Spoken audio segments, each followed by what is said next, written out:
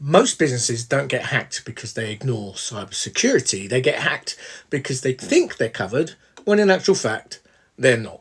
Let me give you a real world example. Hey, Jason here with another edition of Jason on Cyber. Now, today I did something different. I reviewed a UK company with about 50 employees, very good business, great people, great staff, and they were already spending money on IT and cybersecurity, which is obviously a good start.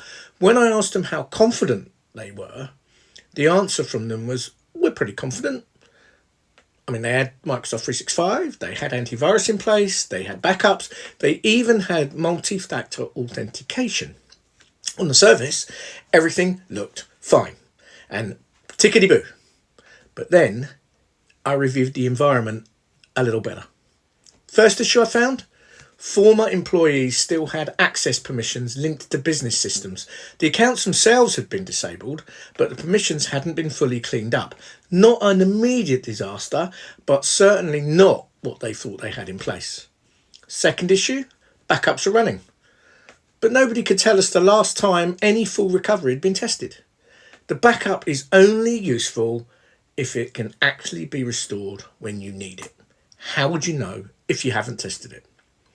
Third issue, their Microsoft Secure Score looked respectable, but several recommended security controls hadn't been implemented because everyone assumed that somebody else was responsible and that right out of the box it would be covered for them. It's not. The IT provider thought the customer wanted to approve any changes, and the customer thought the IT provider had already done it.